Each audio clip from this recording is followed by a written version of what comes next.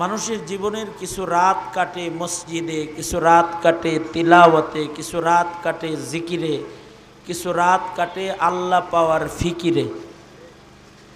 এই রাতগুলা হলো তার জীবনের শ্রেষ্ঠ রাত, আর এই রজনীগুলা হলো তার জীবনের নাজাতের উসিলা, আল্লাহ পাকের রহমত পাওয়ার উসিলা ওই রজনীগুলো। কারণ হাদিসে আছে মানহুসিবা উযযিবা, যার হিসাব হবে ও দোজখে পড়ে যাবে। যে কোনোভাবে হিসাব ছাড়া জান্নাতে যাওয়ার একটা বাউকরণ লাগবে, কোনো নেক আমলের উসিলায় আল্লাহর দয়া লাগবে। আল্লাহর দয়ার থেকে যদি কেউ বঞ্চিত হয়ে যায় তাহলে সে দোজখে চলে যাবে। আর রহমতে হক বাহানামি জুয়াদ, আল্লাহ বলেন ওয়াবতাগু ইলাইহিল ওয়াসিলা আই বিল আমালিস সালিহ। আল্লাহ বলেন আমার কাছে পৌঁছার জন্য তোমরা ওসিলা আবিষ্কার করো, যেটার বরকতে আমি তোমারে মাফ করতে পারি। হইতে পারে জীবনের কোনো ছোট নেক আমল আল্লাহর কাছে পছন্দ হয়েছে, এ কারণে আল্লাহ তাআলা বান্দাকে মাফ করে দিবে। হাসরের মাঠে দুনিয়ার উসিলা না, কিছু কিছু কপাইলা বান্দা হবে, কপালওয়ালা বান্দা, এদেরকে আল্লাহ তাআলা হাসরের দিনেও উসিলা বাইর করে তা করে মাফ করে দিবে। এক হাদিসে আছে আল্লাহ তাআলা গুনাহগার বান্দা একটা, যার গুনাহ অনেক বেশি নেকি কম, তারে ডাইকা কাছে আনবে, এদিকে আয়, কাছে যাবে। বান্দা কাছে গেলে আল্লাহ তাআলা বান্দার কানে মুখ লাগায়া মাথায় হাত দিয়া জিজ্ঞাসা করবে, ইমান তো ভালোই ছিল, এত গুনাহ করছিলি কেন? এটা জিজ্ঞাসা করবে। এরকম কথা আল্লাহ সবাইরে বলবে না। কিছু কিছু গুণের কারণে কিছু কিছু বান্দার প্রতি এমন দয়া রবের হবে, আল্লাহ তাআলা বলবেন বান্দা তুমি এত গুনাহ করছিলে কেন? সাথে সাথে বান্দা বলবে আল্লাহ ভুল হয়ে গেছে, মাপ চাই। আল্লাহ বলবেন যাও, মাপ যেহেতু চায়া ফেলছ, আমার একটা নাম সত্তার, আমি আজকে বিচারের দিনে আমার ওই সত্তার নাম দিয়া তোমার গুনাহ সব ঢাইকা দিলাম, কাউরে দেখতে দিলাম না, তোমারে জান্নাত দিয়ে দিলাম। কি উসিলা বানাবে? ওই মাপ চাওয়ার উসিলাটা। হাসরের মাঠে কিছু ইমানদার নেকি বেশি জান্নাতে চলে যাবে, কিন্তু আল্লাহ তাআলা যারা জান্নাতে যাবে এদেরকে গুনাহগারদের কথা মনে করায়া দিবে। মনে করেন উদাহরণ, আব্দুল লতিফ সাহেব জান্নাতে গেছে গা, ওনারে মনে করায় দিবে হায় রে জান্নাতে আইলাম, মাদ্রাসাটা কবুল হয়েছিল দেই তো জান্নাতটা পাইছি, কে কে যেন জান্নাতে আইলাম যে মাদ্রাসার উসিলায়, আমার মাদ্রাসায় কে কে যেন দান করছিল, আল্লাহ তাআলা স্মরণ করায় দিবে ওনারে। মানে আমি উদাহরণ দিয়ে ওনার কথা বলতেছি, স্মরণ করায় দিবে গুনাহগারদের কথা। তখন সে আল্লাহকে বলবে আল্লাহ আমি দিনের কাজ করছি, আপনি আমারে জান্নাত দিলেন, আমার এই দিনের কাজগুলা অমুক অমুক অমুক অমুক না হইলে সফল হইতো না। আল্লাহ এগরে দোজকে দিছেন কেন? আল্লাহ আমার লগে দেন, আমি একা যাবো না। আল্লাহ তাআলা তো গফফার। আল্লাহ বলবেন যা, তোর খাতিরে তোর কাজে সহযোগিতা করার কারণে ওগরে তোর লগে দিয়ে দিলাম। আল মারউ মা মান আহাব্বা, দয়া মায়ার কারণে এরকমটি মানুষ করে। আল্লাহর রাসূল সাল্লাল্লাহু আলাইহি ওয়াসাল্লামের কাছে একবার, দোনো হাত উপরে তোলেন তো, জেনারেটরের আওয়াজে আমি, আপনারা কি আমার কথা বুঝেন কি বুঝেন না বুঝতেছি না। দোনো হাত উপরে তোলেন, দোনো হাত উপরে তোলেন, উপরে তোলেন, উপরে তোলেন, জোরে আওয়াজ করে বলেন সুবহানাল্লাহ, বলেন আলহামদুলিল্লাহ, লা ইলাহা ইল্লাল্লাহ, আওয়াজ করে বলেন আল্লাহু আকবার। এবার হাত নামান, এবার এক হাত তোলেন, দুইটা তোলস নাই তো কেউ, এক হাত তো, তাহলে শোনা যায়, বুঝছি।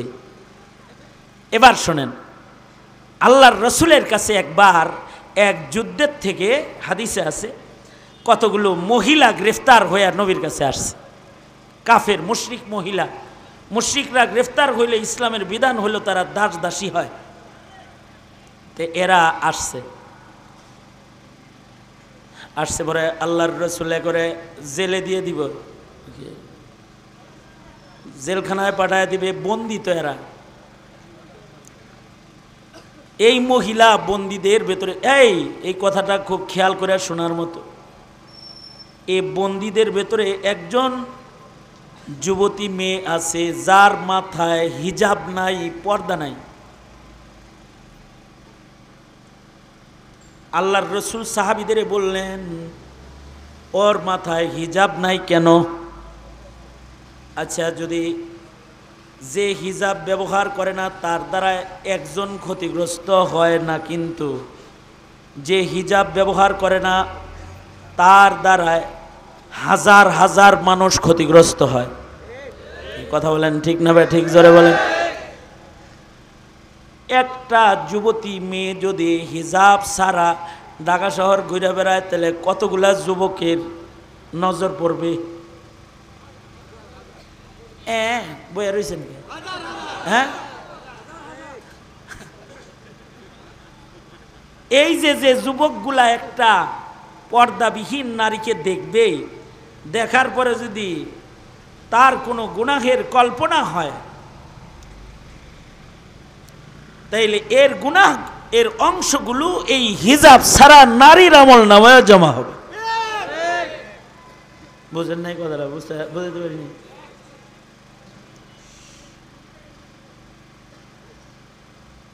কারণ সে যদি আল্লাহর বিধান মানত, তাহলে এতগুলো যুবকের চরিত্রে আক্রমণ হইতো না। হিজাবের বড় গুরুত্ব।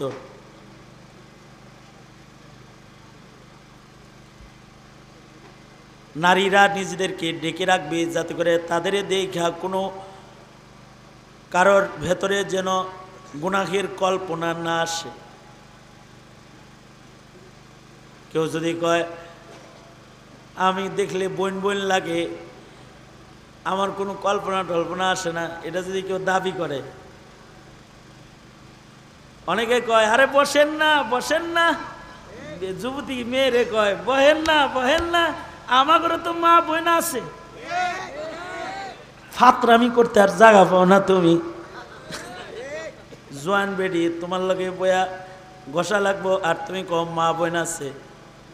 যদি তোমার কোনো সমস্যা না হয়, তাহলে তুই যৌন রোগী বেটা, যা চিকিৎসা করবা। এ কারণে নারী পুরুষের ভেতরে আল্লাহ তাআলা হিজাবের বিধান দান করেছেন। আল্লাহর রসুল বলে, কাফের হইলে কি হইব, ওর না হিজাব দরকার নাই, কিন্তু মুসলিম যুবকদের চরিত্র রক্ষার দরকার আছে। সুবহানাল্লাহ। এইটার গুরুত্ব দিতে গিয়ে আল্লাহর রসুল নিজের গায়ের ব্যবহারের দামি চাদরটা এই মুশরিক মহিলার মাথায় হিজাব হিসাবে দিয়ে দেওয়ার জন্য সাহাবীকে দিয়ে দিলেন। এই আমার চাদরটা ওর মাথায় হিজাব বানায় ওকে ঢাইকা দাও। সাহাবীরা তো চিল্লান শুরু করছে। কি লেগে চিল্লায়? সাহাবীর দিলের ভেতরে বেদনা হলো, হায় রে সেমরি, তুই একটা কাফের, তুই নবীর চাদর পাইলি, এটা আমি পাইলে না ভালো হইতো, আমি এটা কাফন বানায় কবরে নিতে পারতাম। সাহাবীরা চিল্লাইতেছে, কারণ কারোর কবরে যদি নবীর গায়ের চাদর যায় তাহলে আশা করা যায় তার কবরে আযাব ঢুকবে না, কারণ নবীজির কাপড়ের একটা সম্মান আছে না? জোরে বলেন আছে না নাই? এ কারণে এত কথা বলেন আপনারা, আমি বাদ দিই, আলোচনা বাদ দিব, একটু কথা কইতে দেন।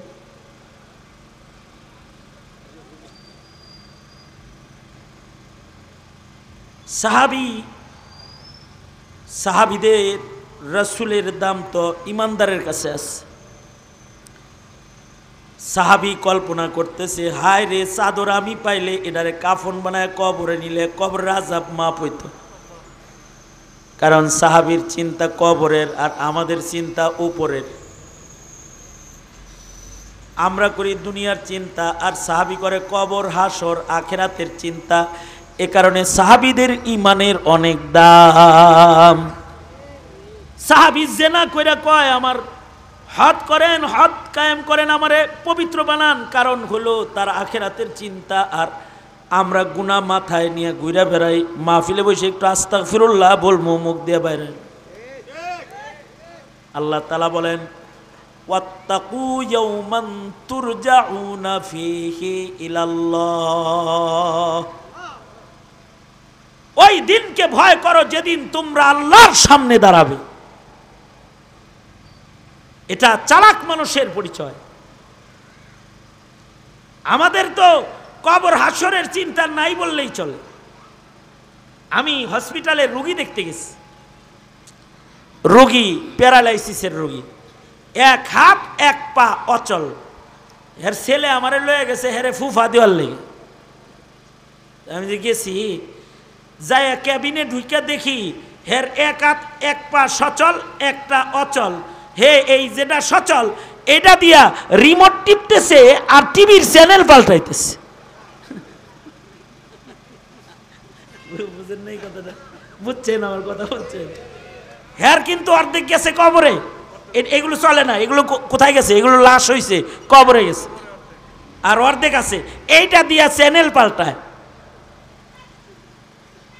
কদম সুয়ে মরকদ नजर सूए दुनिया, किधर जाना है और किधर देखे रहा है। যারা আখিরাত বুঝে না তারা এখন এখান দিয়ে যাইব, আর আপনা করে বলবো বুকা গ্রুপ অফ ইন্ডাস্ট্রিজ লিমিটেড, মৌলবী আইছে রাত একটায়, ওরা বোধাইয়ের মতো বয়ে রয়েছে। কারণ ওরা এই মাদ্রাসার নসিহতের, কোরআনের আলেমের মূল্য আখিরাতে যে আছে এটা বুঝেই না। ওরা যায় কবরে কিন্তু তাকায় থাকে উপরে। কবরের চিন্তা যাদের নাই তাদের কাছে নেকির দাম হয় না, তাদের কাছে ভালো কথার দাম হয় না, তাদের কাছে কোরআন তেলাওয়াতের দাম হয় না, তাদের কাছে কোরআন শোনার দাম হয় না। কিন্তু যাদের কাছে দাম হয় তারা আরেকটু বুঝার জন্য, আখিরাত বুঝার জন্য ঘন্টার পর ঘন্টা তারা বসে বসে কান দেয়ার কথা শোনে।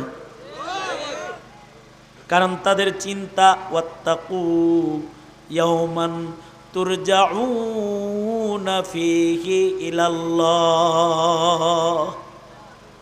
আখিরাতের দিবসকে তারা ভয় পায়।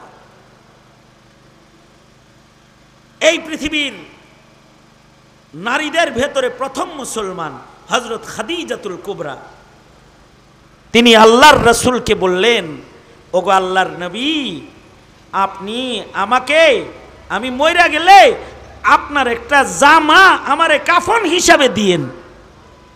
কারণ হলো আপনার জামা কবরে গেলে আশা করি কবরে আগুন আল্লাহ তাআলা ধরাবে না, আপনার জামার সম্মানে হয়তো আল্লাহ আমারে বাঁচাই দিন। নবীজি তো মুশরিক মহিলারে হিজাব দিছে, সাহাবী এইটা লোভে কানবার লাগছে, হায় হায় আমি পাইলাম না, ও পাওয়া গেল, ও তো এটার কদর বুঝবো না।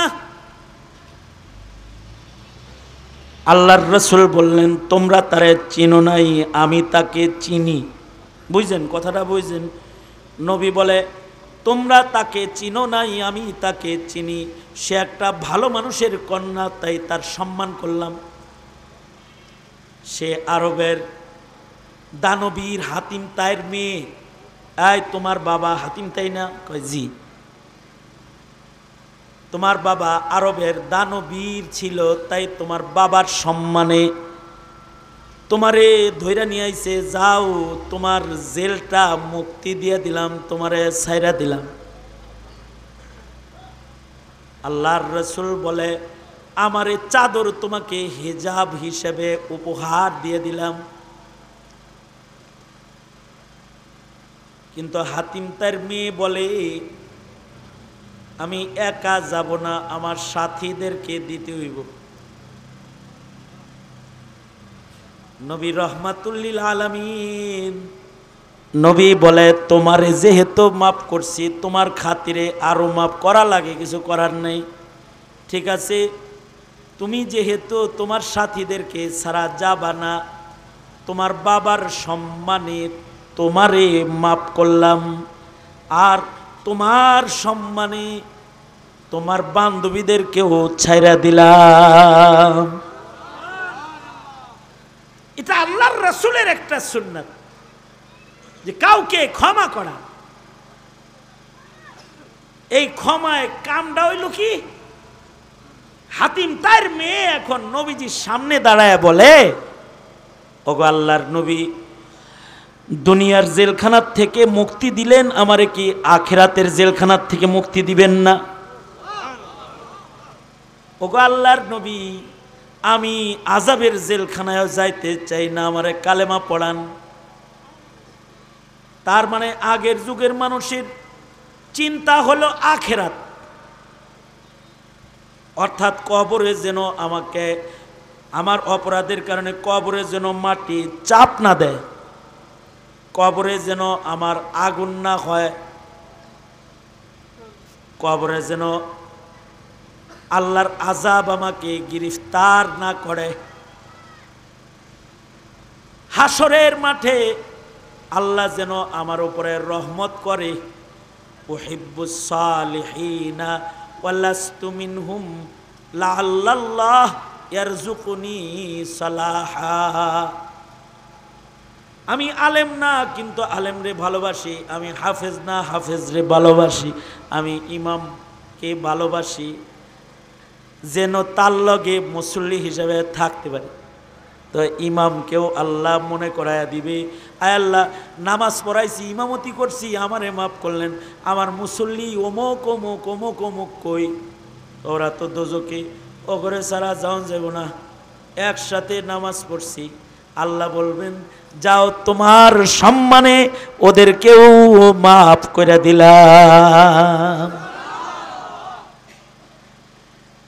আমি দোয়া করতেছি যে আমাকে মোহাব্বত কইরা এই বুড়া বুড়া আলেমরা যে অপেক্ষা করলো, আপনারা যে অপেক্ষা করলেন,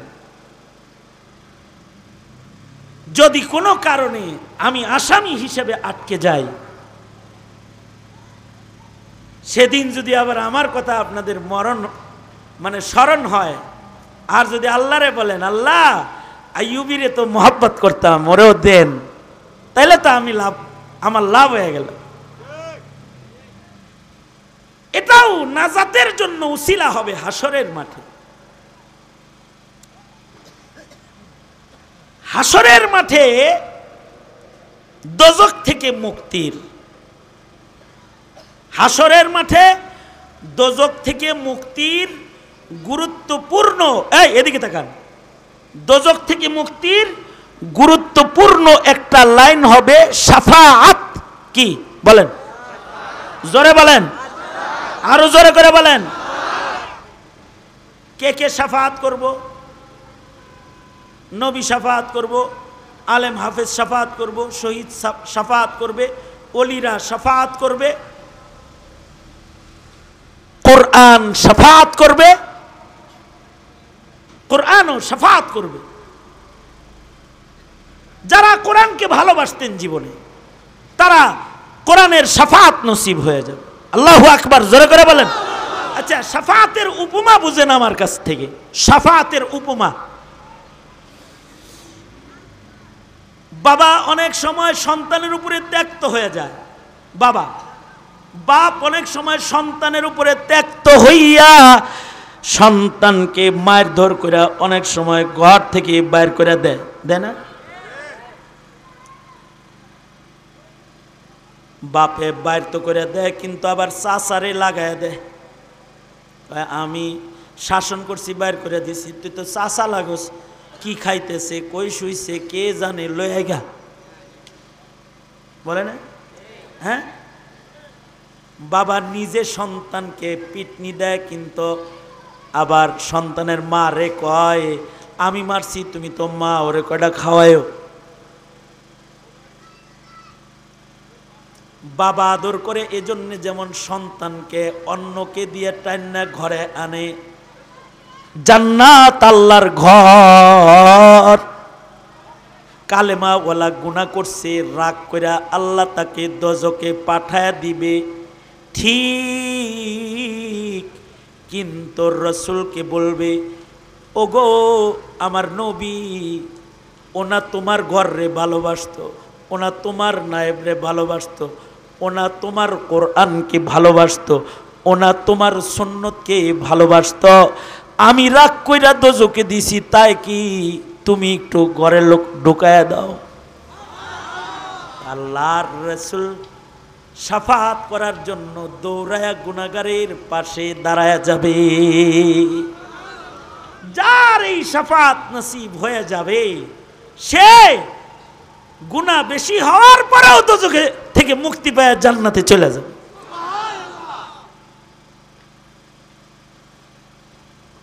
আমাদের জীবনে তো এখন গুনার পরিবেশ বেশি।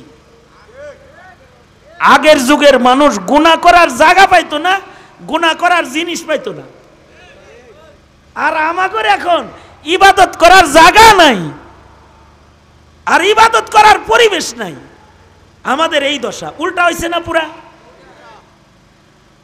মসজিদের ভিতরে হিন্দি গান বাজে পকেটে, আর টিভি আগে ঘরে ছিল একটা, এখন পকেটে পকেটে টেলিভিশন, স্ক্রিন টাচ ফোন, এটার ভিতরে দুনিয়ার সব চ্যানেল আছে, ইউটিউব, ইন্টারনেট, অনলাইন। গুনার রাজ্যে বসে থাকি আমরা এখন। গুনাহ করা সহজ। আগে যদি একটা সিনেমা দেখতো কেউ, তাহলে যার বাড়ি টিভি আছে তার বাড়ি যাওন লাগতো, এরপরে দেহন লাগতো। এর আগে হেল লাগে খাতির লাগান লাগতো, ঘরে ঢোকার খাতির। আর এখন মরুভূমির ভেতরে ছাগল চড়ায়, তার কাছেও মোবাইল আছে, সে বসে বসে গুনাহ করতে থাকে। বলুন এবার, আমাদের জীবনে নেকি বেশি এখন না গুনাহ বেশি? গুনাহ বেশি। তাই যাদের জীবনে গুনাহ বেশি, তাদের বুঝি হিসাব দিয়া পার পাওয়ার লাইন আছে? কোনো নাই, নাই। উসিলা আবিষ্কার করতে হবে আল্লাহর কাছ থেকে ক্ষমা পাওয়ার। তবে আমাদেরকে ক্ষমা করার জন্য আল্লাহর রাত দিয়েছে, ক্ষমা করার জন্য মাস দিয়েছে। সামনে রমজান আইতাছে, আর এর রজব, শাবান মাস, 2 মাস হলো হায়াত বাড়ানোর মাস। দুনিয়াতে যদি হায়াত বড়ি পাওয়া যেত, তাহলে কোটিপতিরা 100 কোটি টাকা খরচ করে হায়াত বড়ি কিনা খাইতো। রজব শাবানে কেউ যদি দোয়া করে, আল্লাহুম্মা বারিক লানা ফি রাজাব ওয়া শাবান ওয়া বাল্লিগনা রমাদান, তাহলে রাসূল দোয়া যেহেতু শিখাইছে, নবীর হাদিস প্রমাণ করে হায়াত বাইরা যাবে। না পারলেও পুরা রোজা ইবাদতের সব দোয়ার কারণে কালকে মারা গেলে পেয়ে যাবে।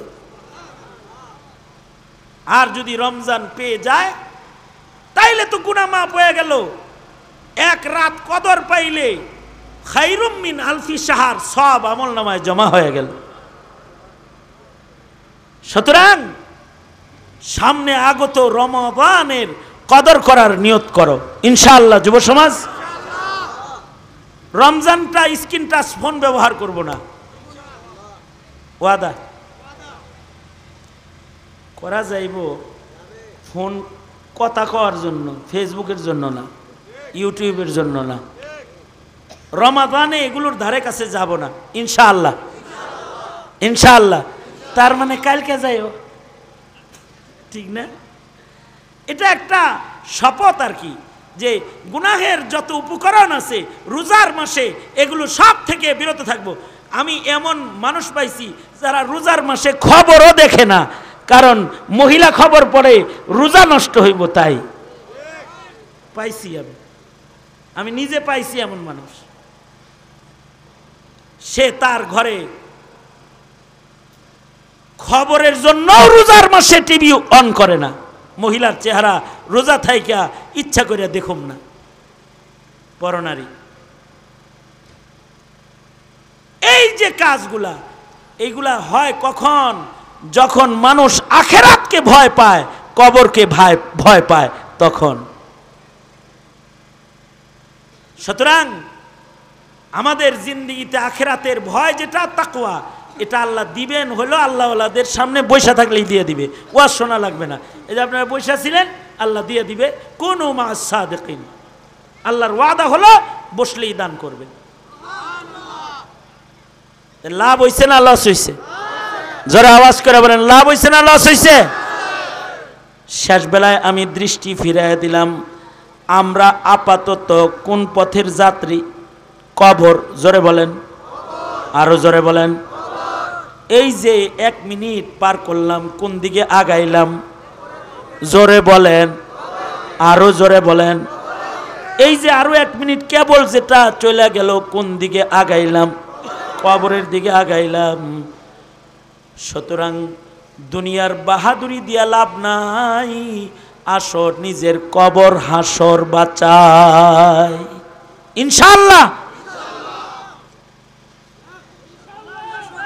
ইয়া আল্লাহ, ওয়াদা করিতেছি আর কোনদিন নামাজ কাজা করব না, রমজানের রোজা ভাঙবো না, জুলুম করব না, মিথ্যা বলবো না, গীবত করব না, হারাম কামাই করব না, হারাম খাইব না। ওই তবলিগে আমরা নাই, যেই তবলিগে আলেম ওলামা নাই। ওই ইজতেমায় আমরা নাই, যেই ইজতেমায়, জোরে বলেন, মনে থাকবে তো? ওই খানকায় আমরা নাই, যেই খানকায় আলেম নাই। ইনশাআল্লাহ, ইনশাআল্লাহ। আল্লাহ কবুল করুন। 80 বছর হায়াত পায়া লানত। অনেকে 80 বছর হায়াত পাইছে, কিন্তু সব তারে লানত করে। তারে তো দেখবার চায় না, তার কবরও দেখবার চায় না, এরকম লানত করে। এরকম হায়াতের দরকার আছে?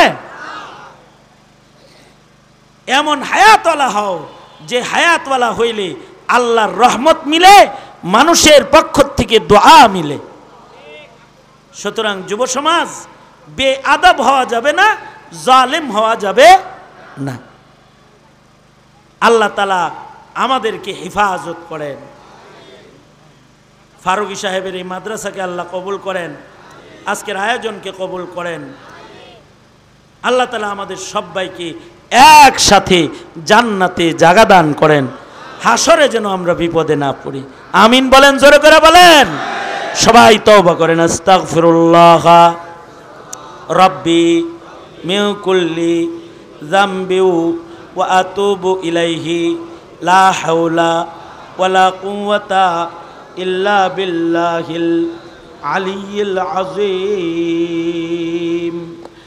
আলহামদুলিল্লাহি রাব্বিল আলামিন ওয়াসসালাতু ওয়াসসালামু আলা সাইয়্যিদিল আম্বিয়া ওয়াল মুরসালিন মুহাম্মাদিন ওয়া আলা আলিহি ওয়া আসহাবিহি আজমাইন।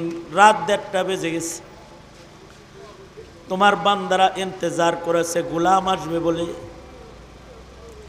এ আল্লাহ, তোমার বান্দাদের দৃষ্টিকে কবরের দিকে ফিরায় দিয়েছি, তারা আখিরাতের ফিকির করবে বলে ওয়াদা করেছে। সবাই মিলা তোমার কাছে মাপ চাই। ওগো আল্লাহ, জিন্দেগির গুনাহ মাফ করে দাও। এ আল্লাহ, আবেদ গোলাম হিসেবে কবুল করে নাও, গুনাহ মুক্ত জিন্দেগি দান করো। ফারুক সাহেবকে কবুল মঞ্জুর করো, ওনার খেদমাতকে কবুল করো। এই মজমার প্রত্যেকটা কচি কাঁচা বাচ্চাকেও তোমার কাছে আমানত, ওদের ঈমানের হিফাজত তুমি করো আল্লাহ। যুবকগুলার জওয়ানি তোমার কাছে আমানত, যৌবনের গুনাহ থেকে ওদের তুমি রক্ষা করো আল্লাহ। পর্দার আড়ালের মা বোনদের হযরত ফাতেমা খাদিজা বানায় দাও আল্লাহ।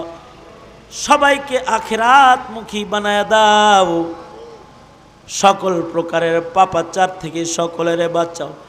আমাদের যত মরহুম মুরব্বীরা কবরে আছে, তাদের কবর জান্নাতের বাগান বানায় দাও আল্লাহ। যে মুরব্বীরা অসুস্থ, তাদের সুস্থ করে দাও। সারা দুনিয়ার মুসলমানদের মুক্তি দাও আল্লাহ। বাংলার জমিনে শান্তি দান করো আল্লাহ। আল্লাহ, খায়রের ফয়সালা করো, শার ও বালা থেকে হিফাজত করো। যত কল্যাণ দাও, অকল্যাণ থেকে বাঁচাও আল্লাহ। অত্র এলাকায় সুন্নতের হাওয়া চালু করে দাও। অত্র এলাকার মানুষদেরকে উলামায়ে দ্বীনদের পরামর্শে চলার তৌফিক দাও ইয়া আল্লাহ। আমাদের খানদানের ভেতরে কোনো বদকার পাঠাইবা না ইয়া আল্লাহ। নাস্তিক মুরতাদকে ইয়া আল্লাহ ফলো করে এমন কোনো সন্তান আমাদের বংশে তুমি পাঠাইবা না কিয়ামত পর্যন্ত। আমাদের রক্ত কিয়ামত পর্যন্ত পবিত্র খানদান হিসেবে কবুল করে নাও আল্লাহ। অনেকেই দোয়া চেয়েছে, অনেকে দোয়ার হক রাখে, আশা রাখে। সবার হকে দোয়া কবুল মঞ্জুর করে নাও আল্লাহ। আব্দুল লতিফ ফারুকী সাহেবকে কামিল সুস্থতা দান করো। অসুস্থ রোগী নেক হায়াত লম্বা করো। যত কল্যাণ দাও, যত অকল্যাণ তার থেকে আমাদের ধরে ধরে বাঁচাও। সুবহানা রাব্বিকা রব্বিল ইজ্জাতি আম্মা ইয়াসিফুন ওয়া সালামুন আলাল মুরসালিন ওয়ালহামদুলিল্লাহি রাব্বিল আলামিন।